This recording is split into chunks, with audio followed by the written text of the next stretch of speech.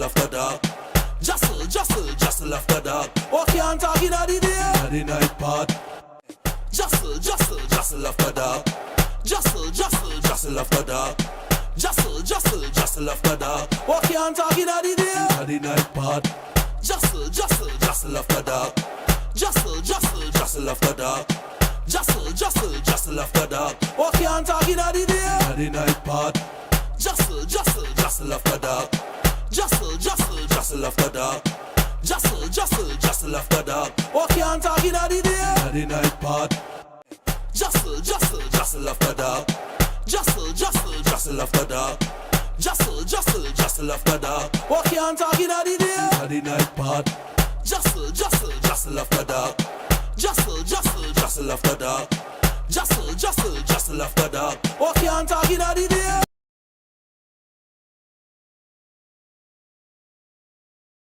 At the night part. JASL after dark. JASL after dark. JASL after dark. Oh, can't talk in the day. At the night part. JASL after dark. JASL after dark. JASL after dark. Oh, can't talk in the day. At the night part. JASL after dark. JASL after dark.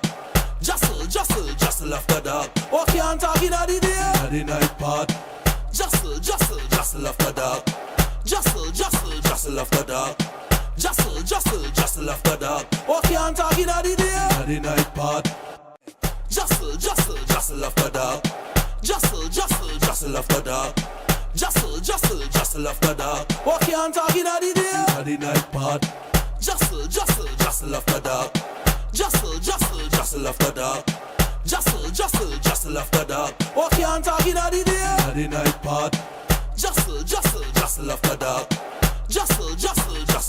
JASL after dark. Oh, can't talk in the day. At the night part. JASL after dark. JASL after dark. JASL after dark. Oh, can't talk in the day. At the night part. JASL after dark. JASL after dark. JASL after dark. Oh, can't talk in the day. At the night part. JASL after dark. JASL after dark.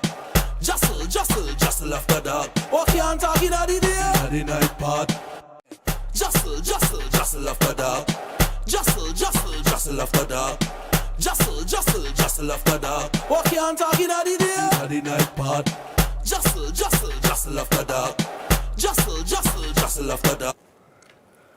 Alright, good night, ladies and gentlemen, and welcome back to another episode of JASL After Dark. This is season 12, and this is episode 5. JASL After Dark is brought to you by Jamaica AIDS Support for Life, and we're live right here on YouTube and TikTok. So it's another week, and with me, as usual, the hostess with the mostest.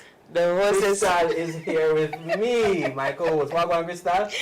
Hey, Calvin. 5 weeks already? 5. 1, 2, 3, 4, 5, right? Yeah, it's been a minute. But yeah, it's good to be here. You know, it's always a vibe. I'm always learning new things. I'm excited for tonight. Yes. So, we want to know why Crystal is excited. So this week we're having an interesting conversation. This evening we'll be discussing the topic Christianity and sexuality. Is it okay to be Christian and gay? And to share tonight's discussion, we have with us outspoken, unconventional columnist, Father Sean Major-Campbell. Father, welcome. Thank you. Looking forward to sharing with you. All right, we're looking forward as well. Definitely. But before we get into tonight's discussion, it's time for Hot Pot.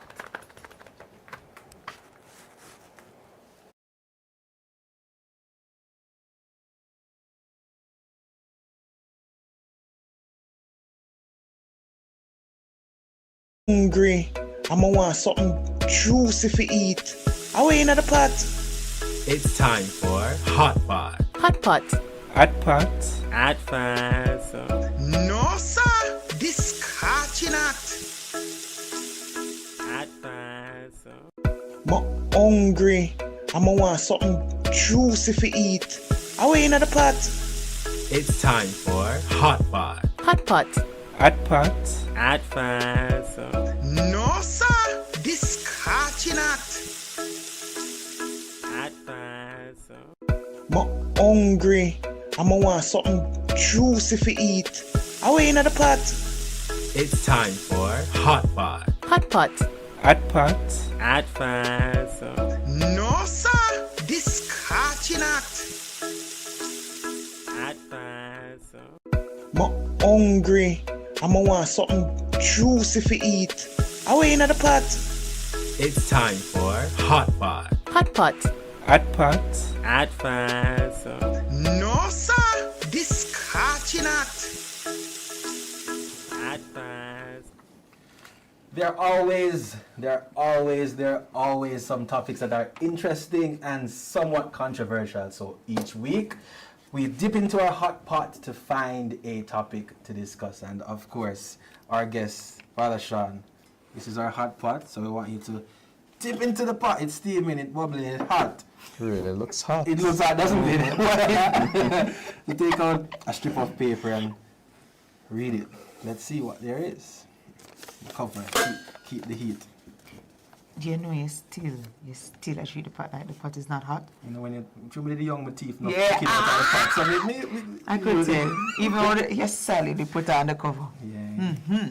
So I'm to read the Read question. it aloud Yes. for us, yes, for our viewers. For years, the act of self-pleasure has been condemned and demonized for cultural and religious reasons, and is often deemed shameful, sinful, and immoral.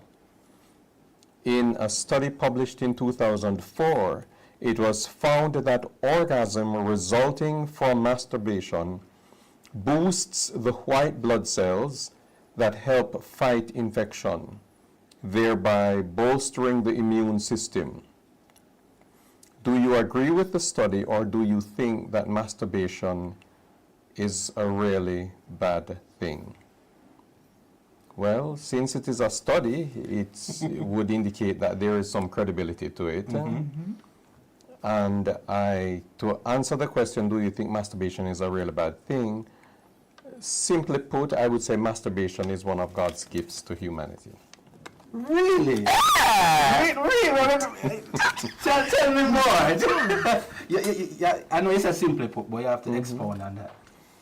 I believe that we are sexual beings, and we should accept that it is normal, it is natural to enjoy the wonderful feelings that come with an engorged clitoris, a strong erection, and what we would naturally feel like doing when we have these normal bodily functions and experiences. I know someone right now is probably clutching their pearls. Like, how could Father be saying that?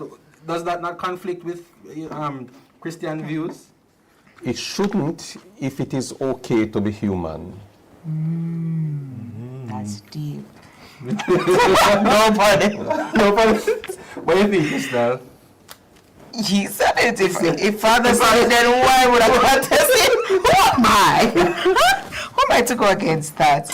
Yeah, I agree. You agree? Yeah, I think that's really interesting. I don't know. Viewers, I want you to share your thoughts definitely in the comments so we know what you would think. Is self-pleasure? Somebody said amen. Somebody said I think the answer blew me away. I wasn't expecting that because I guess conventional teachings are what we hear a lot in terms of religious spaces. Is that it's a sin. It's a sin. You should It's be wrong. You ashamed, should be right? ashamed of yourself. Well, it's always convenient to just draw for the sin card if you don't know how to relate to and affirm humanity. Period. Right there. You see, this is why we thought Father Shaw was the perfect for the conversation tonight. And, we're going to go into tonight's discussion. But before that, we're going to go into our prep-up segment. Be with you in a second.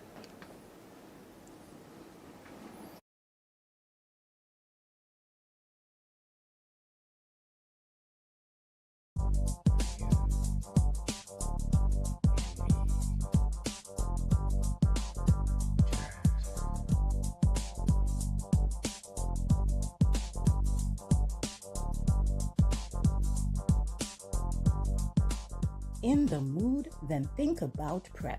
One PrEP pill a day helps to prevent HIV.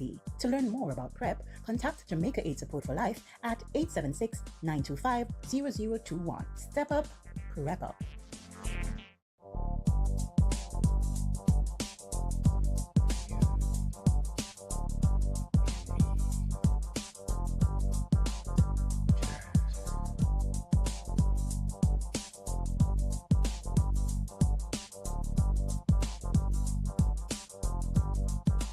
In the mood? Then think about PrEP.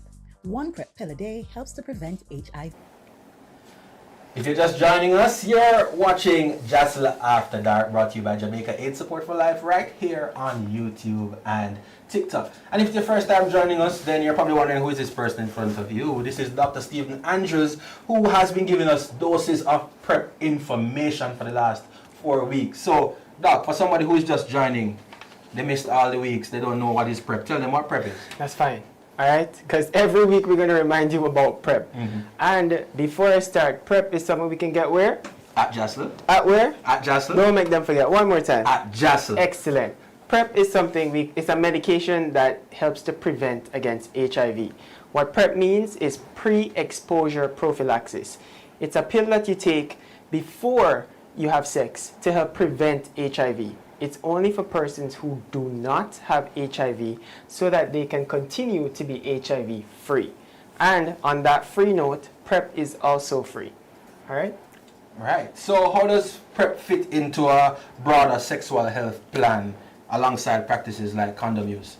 All right. To be honest, people, like Father said, it's okay for them to be sexual beings. It's natural. Right? All right? But coming with sex, you have some risks. If you have sex without a condom, you increase your risk of HIV, other STIs, syphilis, gonorrhea, chlamydia, herpes. If you're driving a car and you don't wear a seatbelt and you get in an accident, you can get injured. Similar to this. PrEP helps to prevent against HIV, and it comes along in the sexual plan because it can be used with other things like condoms to give you that additional barrier of protection. Extra protection. And there's nothing wrong with extra protection, especially if persons are having sex with more than one person, or you engage in sexual activity that's a little bit more riskier than others, meaning that you don't always use protection. That PrEP is there to help prevent HIV. So PrEP is there to help prevent HIV. So why should someone who is on PrEP still test regularly for HIV? That's a good question. And the reason why is that that medication helps to prevent it. It doesn't treat HIV. So if someone actually develops HIV and they're on PrEP, then they wouldn't be adequately treated. The HIV can literally grow or worsen or multiply in the body. So PrEP is not... A question though, you said somebody, if they're on PrEP and they develop HIV, that would be from not taking the medication as prescribed. Correct, because there's a specific way that you're supposed to take the medicine. You're supposed to take PrEP every single day. All right? If you don't take PrEP every day, then the chances of it preventing HIV in your body reduces. Right now, the data shows that if you take the PrEP every day, then 99%, you have a 99% chance of reducing HIV. So PrEP alongside condoms, or PrEP with testing, I should say, would help us to know if you can continue PrEP. Another thing too is if you're on PrEP and you get tested for HIV, well, you have to get tested for HIV before you can continue the PrEP. But we also test you for other STIs like gonorrhea, syphilis, chlamydia, and herpes, like you had mentioned.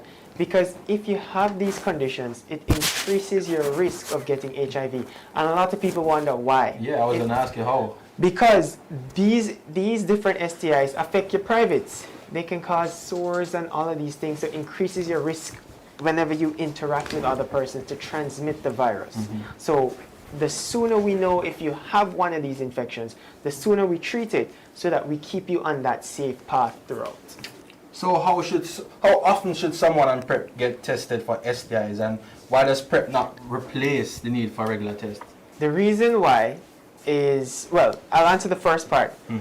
All of our patients, listen, when they come in and they start PrEP, people who are on these medicines technically take care of their bodies far more in depth than persons who do not. And the reason why is because they're actively checking, they're looking. They're not waiting for an infection to come and look on them or to find them.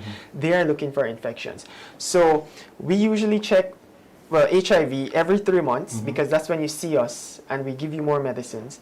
And we check for the STIs like gonorrhea and syphilis every 6 months. And it's always important anytime you're having sex with anybody that you always check for STIs. Nobody is perfect. People make mistakes and not everyone is honest. So you might be sleeping with one person and that person might be sleeping with others. And it's always important that you do that regular check, not only for yourself, but you involve your partner if you want to keep safe on PrEP. Great. You also mentioned that we test for HIV every 3 months.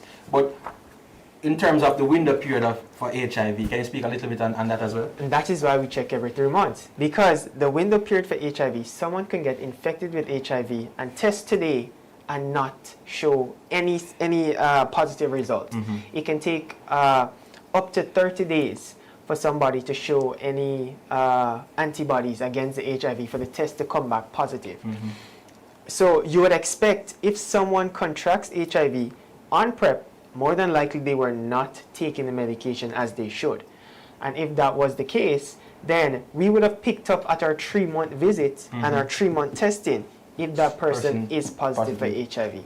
I mean, it could be unfortunate, but it's the measures we have to put in place to ensure people stay safe. So what are some of the psychological and social considerations for people taking PrEP in combination with other safe sex practices? All right. So we would have stressed on condoms. But let me tell you something. People who take PrEP a lot of times have a lot of sex. And persons who have a lot of sex always have in the back of their mind, yo, I wonder if I can get an STI, I wonder if I can get HIV. So a lot of anxiety builds up. When people start taking PrEP, it kind of quells that because they have a little bit of confidence in knowing that they have an additional barrier of protection to protect them. So that helps them to feel a little bit safer and it puts them at ease. A lot of persons on PrEP are sex workers or they have more than one partner. We have seen in our homosexual community, LGBT community, these persons have a higher volume of partners. They have more partners. I don't want to call them gallus. I don't want to call them. I don't want to call them persons who are able to pull more partners. But it's just a fact. They have a lot of They have more partners. And if you're exposing yourself to multiple persons, then it would put you at ease psychologically if you have some form of protection. And as it relates to a social consideration, if you are on PrEP, you can feel safe in telling your partner that, hey, there's something that you can use, and you can open discussions. People feel safer, people share, you build connection, you build bonds. So it makes your relationship or relationships on a whole much safer, much more fulfilling. And that's just from that point of view. Thank you, Doc. So PrEP makes your relationship or relationships safer. So you have to be real. Absolutely. Sometimes people have more than one partner. Absolutely. And you don't want to shame people for that. You just want to encourage them to be as safe as possible. That's not our business to shame anybody. Yeah. All right? Thank you, Doc, for another insightful discussion in our PrEP segment. We'll see you next week for more insightful discussion. Every time. All right, thank you, Dr. Andrews. Thank you, viewers. We'll be back for more JASL After Dark.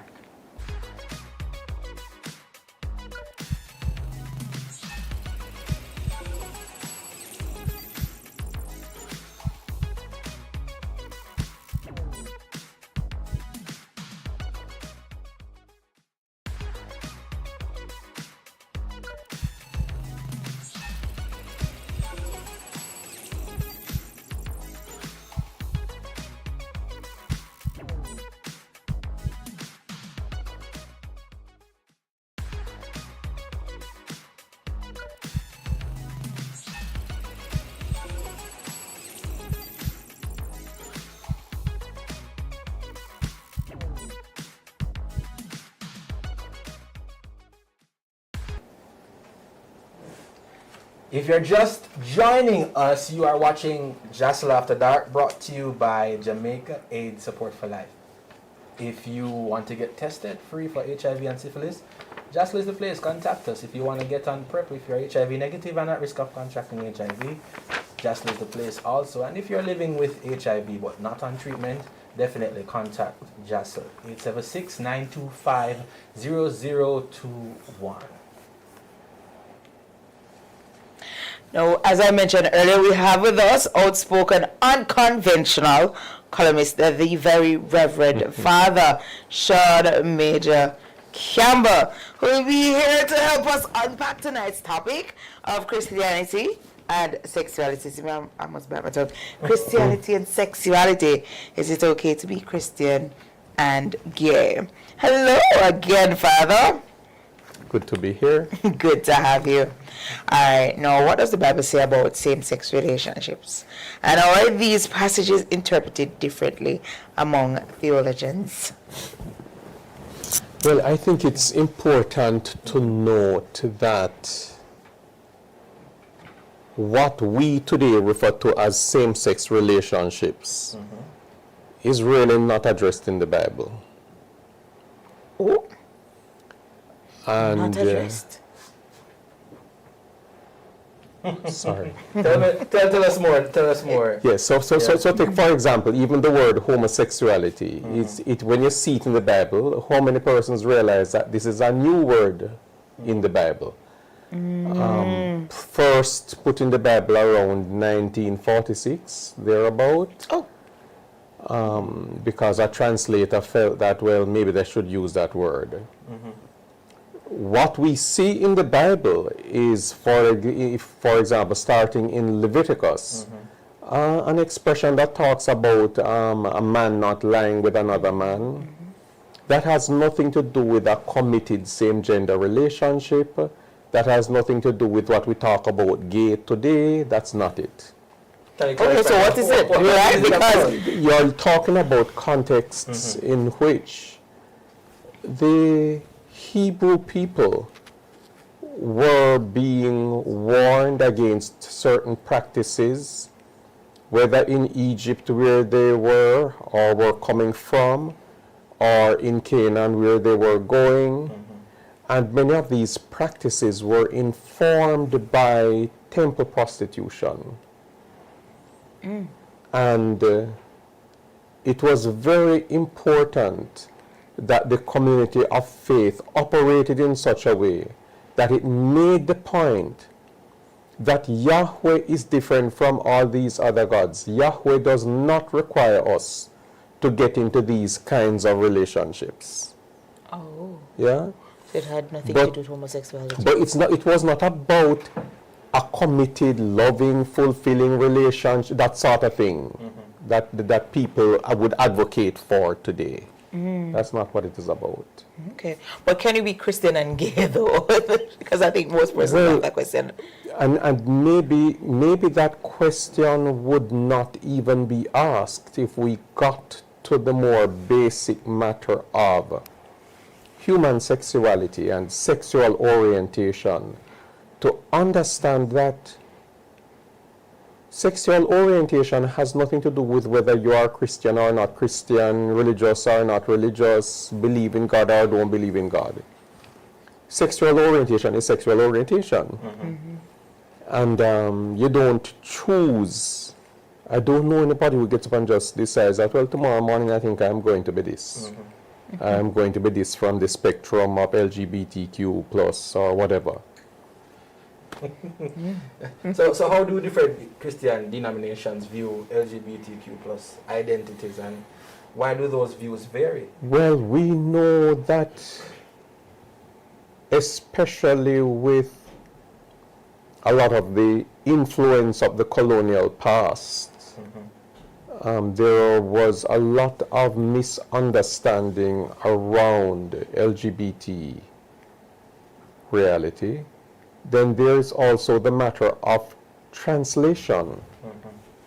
Much of the biblical text, the translation, was informed by the Latin translation versus the English translators going back to the source text Which is of the Hebrew, the Greek, that sort of thing.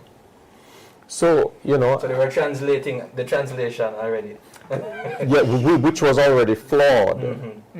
So many persons don't realize that when we see in our Bibles Jehovah, for example, in the Hebrew text, there really is no such word as Jehovah. It is instead 4 Hebrew letters, 4 Hebrew characters, Yod He Vav He, which, well, that's Hebrew. Can you say it again? Yod He Vav He, Okay. which in English we refer to as the Tetragrammaton. Now, these Hebrew characters, for them to make sense in the English Bible or English translation, some vowels were put in. But this expression that was used to refer to God, because God is so holy that God couldn't be given a name or called, it is worthy of note that it is not gendered. Oh, Okay. It is not gendered. So the idea of God the Father is Exactly. So God is neither father nor mother.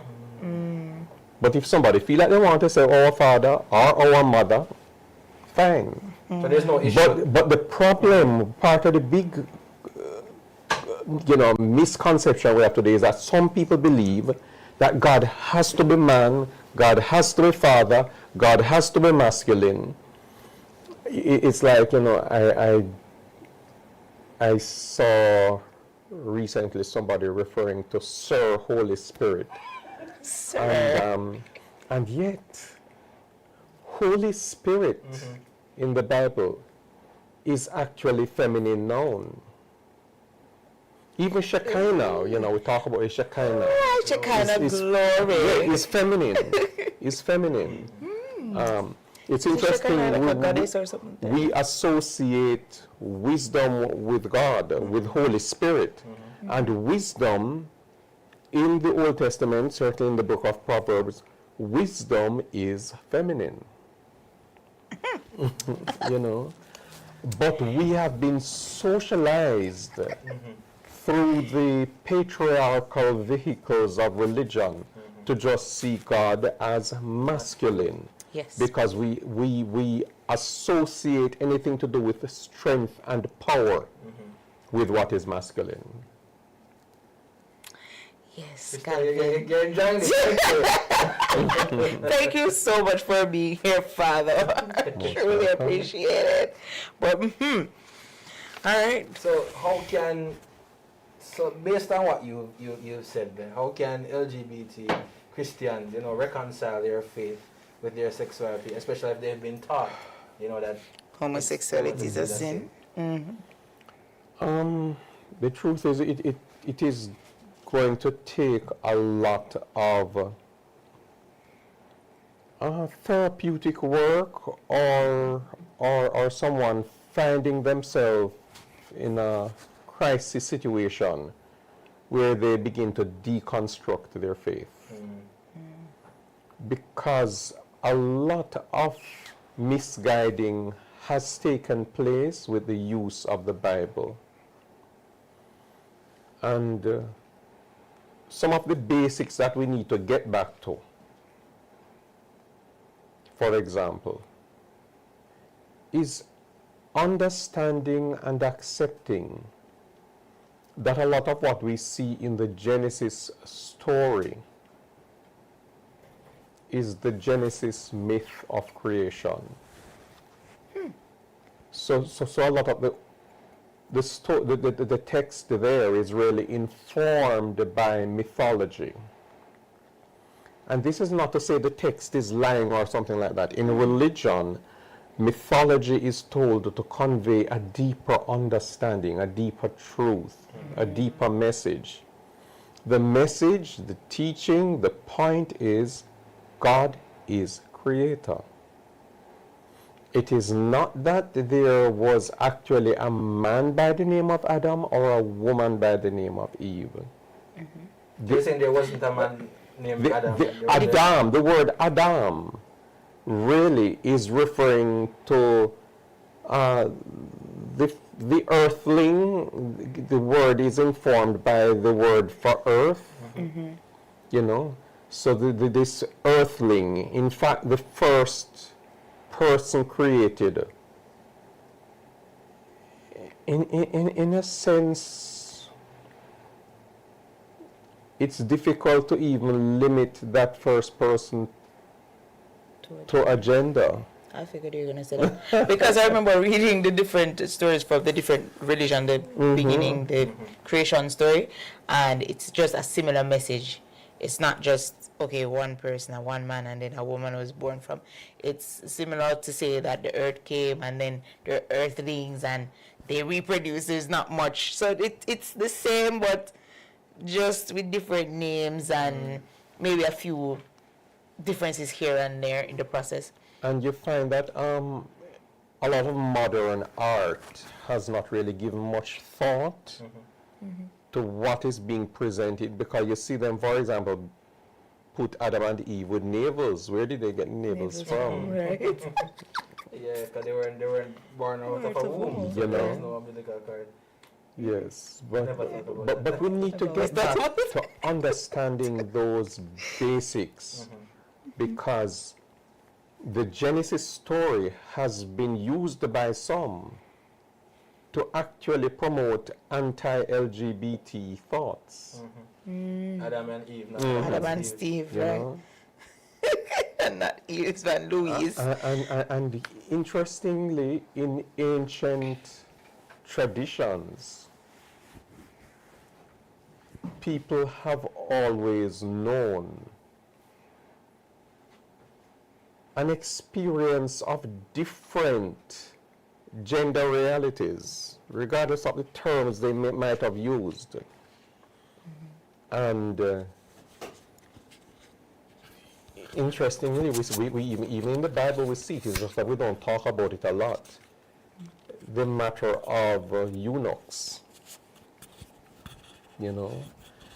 And in the Bible we actually see an evolution in theological thought. So early in the Bible, eunuchs were spoken of in some really negative ways. So the word talks about in Deuteronomy that, you know, if a man is crushed in the stones, meaning if a man is castrated, you know, he would not be allowed in the assembly, that kind of thing. But then as you go on, you come to Isaiah, you are seeing where the word is acknowledging that anyone who follows God's ways will be accepted and honored and welcomed. And then when we come to the New Testament, one of the earliest converts to Christianity is a eunuch. And we are not to forget that the eunuch is somebody who was used to being despised in different ways. Although that eunuch I'm speaking of was someone who was held in high esteem, really because he was in charge of the treasury of the Queen Candace in the New Testament. Because eunuchs were trusted, kings trusted eunuchs, for example, to be in charge of their harem, because they were seen as men who would not want to have any kind of relations with the women, so they could trust them to. Similarly, because they were not in married and in committed relationships, they could be trusted with people's money, so it could be put in charge of a treasury. But they were victims of stigma, because it was known that eunuchs had sex with other men. Yeah. But we find so interesting, Philip, he is, you remember the story in the New Testament with the eunuch? Philip who was stoned was That Philip? No, man. Not that Philip. Okay. So Oh, no, that was Stephen. Sorry. so But I like to warn you when it comes down to the Bible stories, if they ain't popular, I don't know them. so the eunuch, he is sitting in his chariot and he's reading from the prophet Isaiah. And he's asked, what are you reading? And he says, oh, will I know unless someone explains it to me? And when he is ministered to, if you will, and he learns about Jesus, he says, but water is, see, there's water, I will be baptized. And he's baptized. One of the earliest converts to Christianity. But how many churches in our Jamaican context would readily welcome a Philip? He was not a gallus. He was not married. He never had children. There are just so many things about him that would not fit the ideal definition of manhood in our context. And so these are things for people of LGBT identity and who are people of faith to consider, to understand that the Bible is a very important resource in coming to terms with the experiences of discrimination and stigma. So much of the Gospels, really is about stigma and discrimination. It's just that we don't say it, we don't hear it said. So you look at the healing of the lepers. Yeah. And one goes back to say thanks, and Jesus says, so where are the other nine? Only this foreigner who could come back and say thanks? Who is this foreigner? A Gentile, not a member of the faith community. When the story is told about the Samaritan who rescues the man by the wayside who, fell among robbers and so forth. What is the story depicting? What is the story saying? The story is saying that those who your society expected to know better, the priest, the Levite, and so forth, they all passed him, but look who helped him. One person in these experts. The person who you all despise and say is no good. And you consistently see that in the Bible. That's consistently in the teachings of Jesus. It's a recurring theme. So he says, this king calls for a banquet. He invites all his friends, but they all send excuses. So he says to his servants, go to the highways and byways and invite everybody from out there to come to this banquet. Yes. Again, a veiled way of saying the people from the community of faith who feel so wonderful, they know they are chosen and they are special. They don't appreciate what they have been called to do. So call those who are willing to come. Now, Father, what are some positive examples of churches or Christian communities that affirm LGBTQ plus individuals? That's a very hard question. Are there any? I believe there really are. The names don't come readily to mind, but I think it would be good information to have and to put out on your program. We're working on that. Yeah. Make sure. The question I have, Father Sean, so the New Testament speaks a lot about love and loving your neighbor as yourself and all of that. And some would say that an anti-LGBTQ agenda is really anti-love. Because if you are shunning a certain group because of characteristics, then that's not portraying the love that the Bible speaks about. What would you say about that? That is correct. If we really want to follow Jesus, who actually said to his disciples, a new commandment I give you, we would really understand that there are no limitations on love. Every year as we approach Maundy Thursday, Holy Thursday. I don't know how many people pause to realize that it is named the Maundy Thursday because it is named after the new commandment. Mandatum is the word, law, yes, informing Maundy. So Holy Thursday is a call to love. Because on the night before he was betrayed, Jesus broke bread, he gave to his disciples. On the night before he was betrayed, he washed their feet. And it was on that night he said to them, I give you a new commandment, love one another. And if you think of it, a lot of the things that many Christians quarrel about today and argue about, and the different doctrines and the rules and the laws, Jesus has made it so easy for us by just calling us to love. We are the ones who have decided to make it difficult. And we get into one quarrel about what you eat or don't eat, what you wear or don't wear, which day you worship on or don't worship on, whether it's Saturday or Sunday, and all of these different things, and how long your sleeve should be, or your skirt should be, or your dress, or and whether or not it's all right to have tattoo or makeup or jewelry, all these big quarrels. Piercings, yeah. But we're not hearing the quarrels about let us love. I saw there's something that I saw a couple years ago, and it said that the church is supposed to be a hospital for sinners, but instead it's a nightclub for Christians. Have you ever seen that? It sounds a little familiar. Yeah. Well, Yeah. and very important, it is not a museum for saints. It's a hospital for sinners. Hospital for sinners.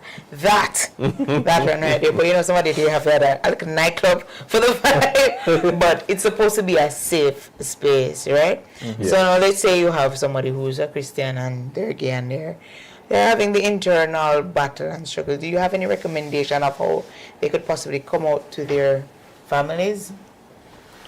The thing with that is that the individual is the best person to know when and how. One of the things I try to do is to facilitate counseling for individuals and families who want to do this in a guided space, controlled space.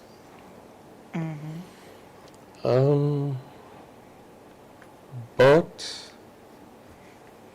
there are individuals, there are adults, you guys ever say, boy, this person a big man, this person a big woman, in their 30s, 40s, and they want to come out to their wonderful family who they feel close to.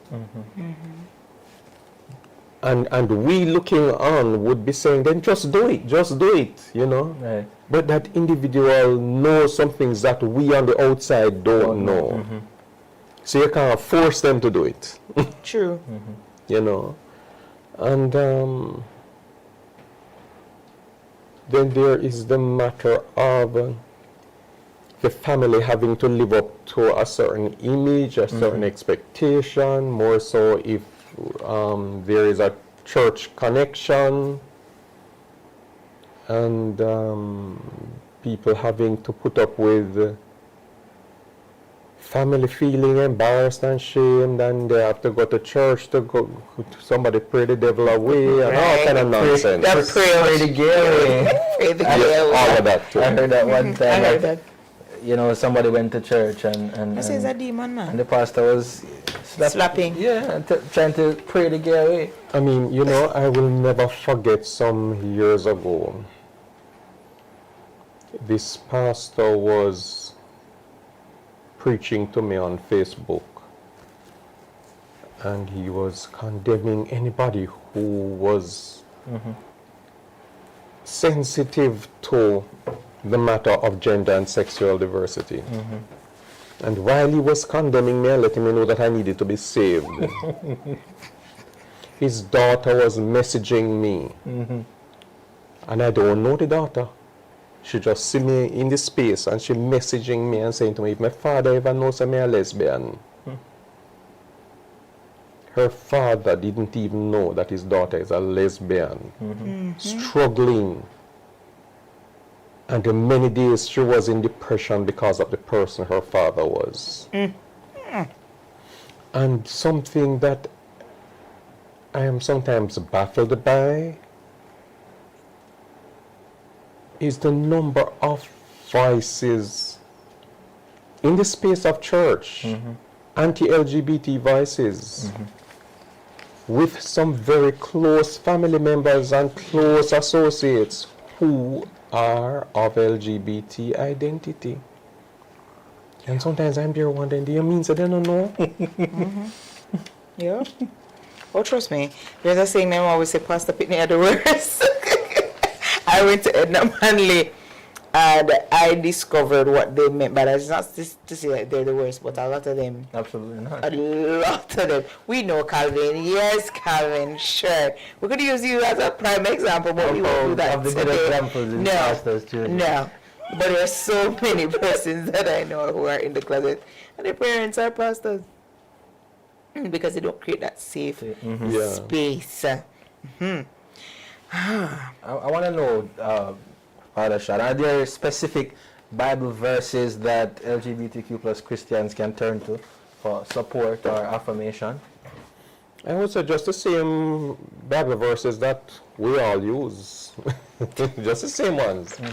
But I just made reference to the fact that the text is a powerful resource. So we look at the matter of stigma and discrimination, although those words are not used. We see affirming texts of minorities in Scripture. And we see, I made reference to the Ethiopian eunuch. Again, excellent text to go and have a look at. And again, very important, deconstructing some things that people have been taught because the Bible has been misused. When you think of how the Sodom and Gomorrah story has been beaten, and the same story in which all this reference is made to these men who went to Lot's house. And yet, further down in the same chapter, you don't hear anybody condemning Lot who impregnates his daughters. Clearly the story is written by a man because the story says that the daughters got their father drunk. So that they could have been impregnated by him. Again, he was drunk, but he was able to hold an erection to impregnate his daughters on 2 consecutive nights. Now, if the story... If the story was a morality story, then it would have been used to preach against heterosexuality, because clearly it was an heterosexual experience. Right. You know, but the story that really does not is not speaking about so-called homosexuality is used to address that. I think it was based on interpretations I've heard. Other from the the common Sodom and Gomorrah, they were having homosexual relations, so God burned it down. I've heard another interpretation which said because of the wrongdoing on a whole that they were doing in Sodom. Is that correct? When you read in Genesis 18, you see where there were these angels who were going to be going to Sodom and Gomorrah just to check upon them. There was nothing to say that they knew exactly what. That there was a concern, for example, about same-gender relations. It is just when that particular incident occurred that the city is destroyed. In chapter 18, the city is not destroyed, or is there any intention to destroy the city? Something that people miss is when the word goes on to acknowledge what the sin of Sodom and Gomorrah is. What is the sin? You can Google it. You know, what was the sin of Sodom? And you see, we talk about greed and that sort of thing. It doesn't talk about so-called homosexuality. So a big concern, certainly in the tradition of the day and the context, was the matter of hospitality. So the truth is, they breached, whoever was threatening to come inside and so forth, they breached the hospitality code, where you were supposed to welcome strangers, take care of strangers, that kind of thing. Now, the Bible has been passed down and translated and retranslated. Now, I have a question. What's the question of mine? Which version do we trust? This is why scholarship is important, because we really, what we have gotten our translations from are copies that have been edited, translated, redacted, and this and that over and over and over and over, copies of copies of copies of copies of copies of copies of that kind of thing. You know, sometimes we forget that when all these scribes were writing, not to mention if they were working by dictation, and if we could do an experiment in this room right now, I could take an article from one of today's newspapers, dictate to you all in this room, and at the end of the dictation, collect the papers, and chances are they would not be exactly the same. True. Somebody go paraphrase, somebody go summarize. And that was a part.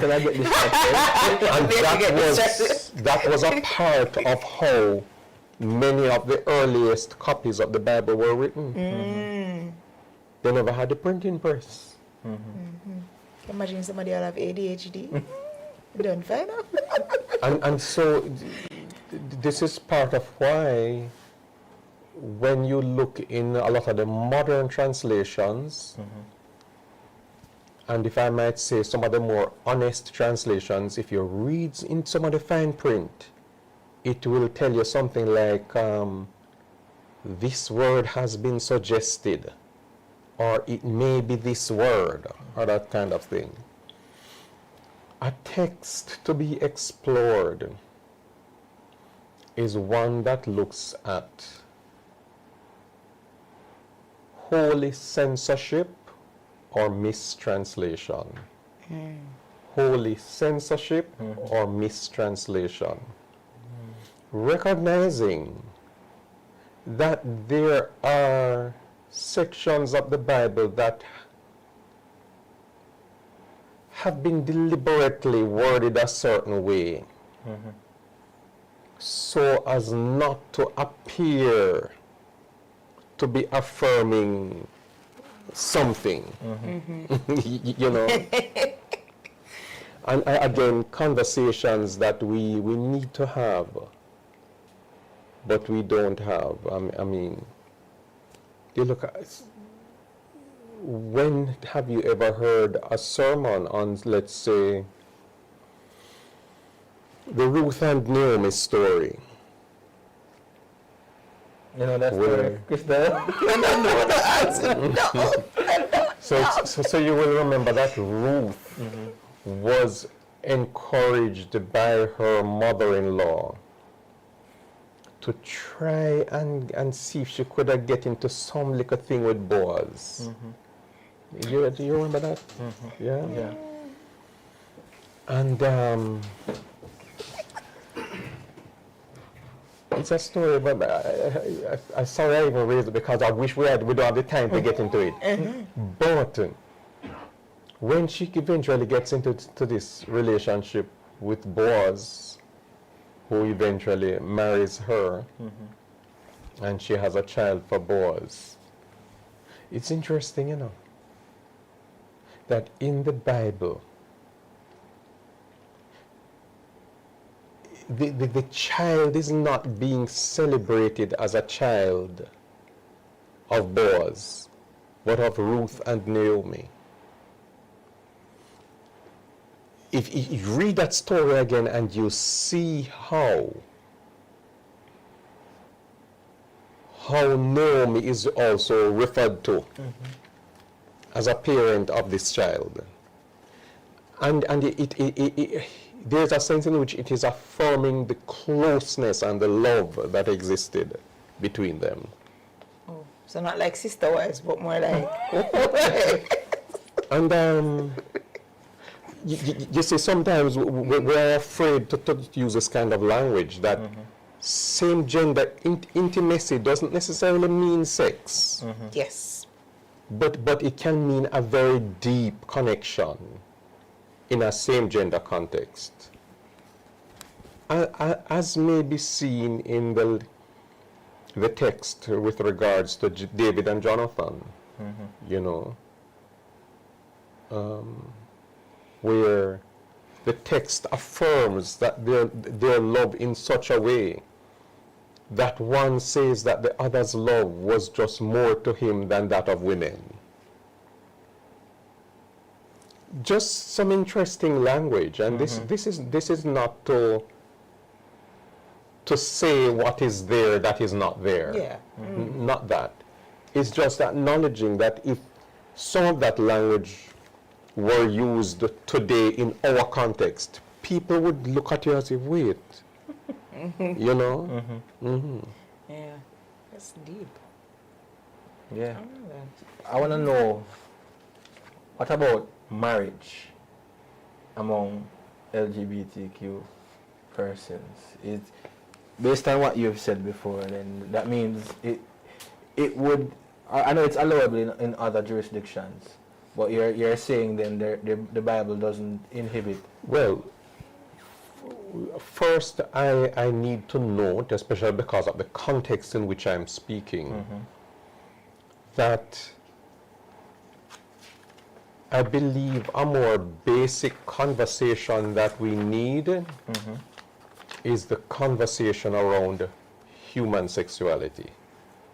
And we have not really had that in our culture. Yeah. So for that reason, we're not ready for the marriage conversation, if I'm making sense. Yeah, you know? I agree. However, it is also worthy of note and significant that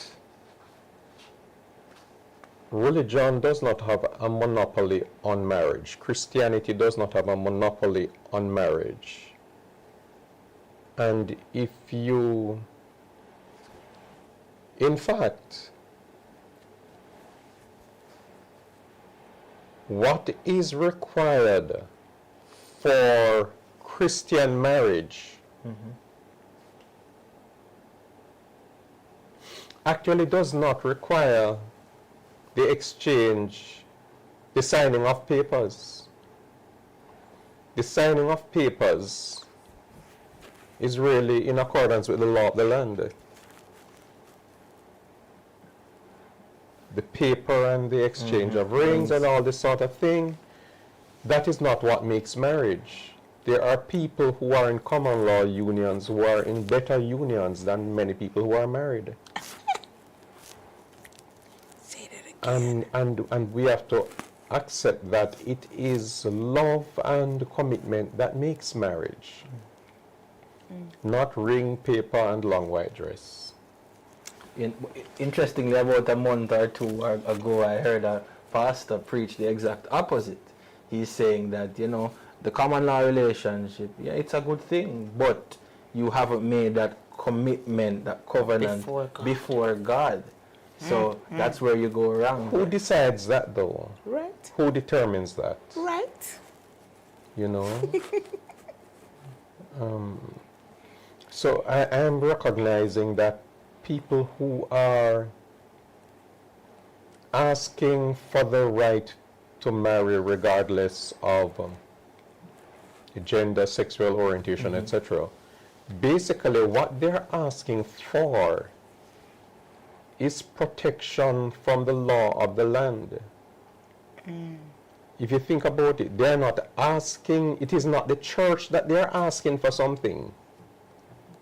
Because what the church has to give does not require the paperwork. I have been a marriage officer of 2 countries. Jamaica is not one of them. But although I'm not a marriage officer of Jamaica, I can preside at a wedding providing a marriage officer of Jamaica is present. Because what the church requires, the church's ceremony, I can do without being a marriage officer. I wonder if many people don't understand that. So what the church does, what I as an Anglican priest does in presiding at a wedding, does not require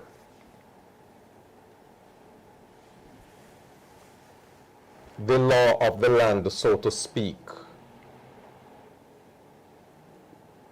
Where the law of the land comes in is where there is going to be an official declaration which has to be signed and certain things observed, the requisite announcements made, and the declaration that these persons were not married or are not currently married, things like that.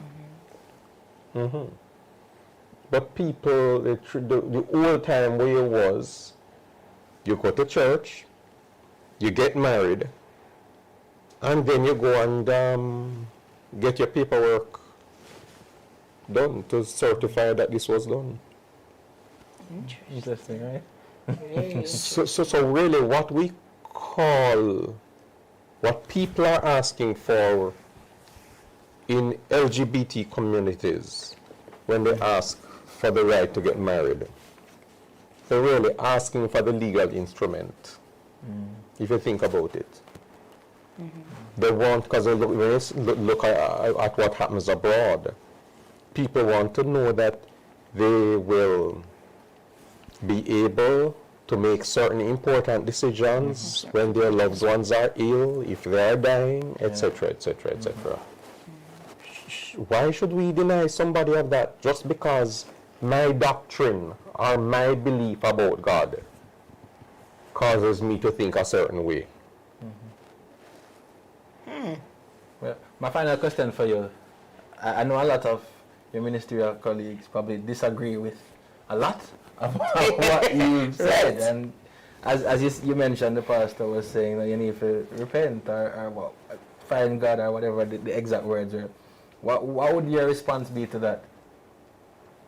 To what? To repent? No, to the fact that, some people might say, what you are saying is you are interpreting the Bible differently, and what you are saying is wrong. Well, first of all, I recognize that we all have different interpretations.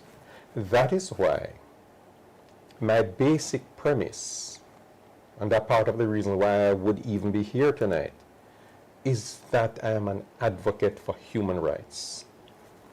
And I believe that the platform that should inform a lot of what we do is human rights and the principles of the Universal Declaration of Human Rights. Because if we start to argue from the position of our denomination and our biblical interpretation, we are going to have to decide which one of the interpretations we're going to work with, because it's plenty. And egos and things that come in. You see? So that is why the matter of freedom of religion is very important, but it must also equate to freedom from religion. I can write that down. Yes. Thank you. Very insightful, very impactful, deep conversation. I Absolutely. appreciate it.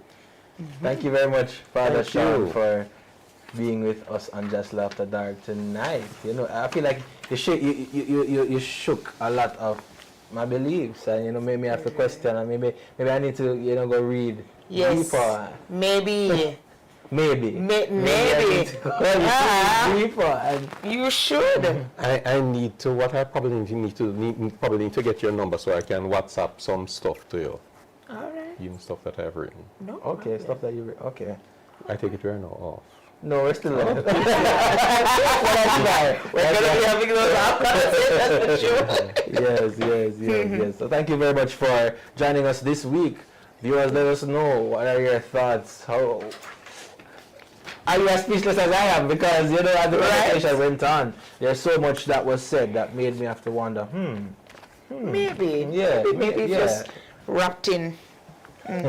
Anyway, continue. So we will see you next week, Wednesday, same time, 8 o'clock for Just After Dark. But here's as a reminder, Just After Dark brought to you by Jamaica AIDS Support for Life, and Jamaica AIDS Support for Life provides free HIV and syphilis tests.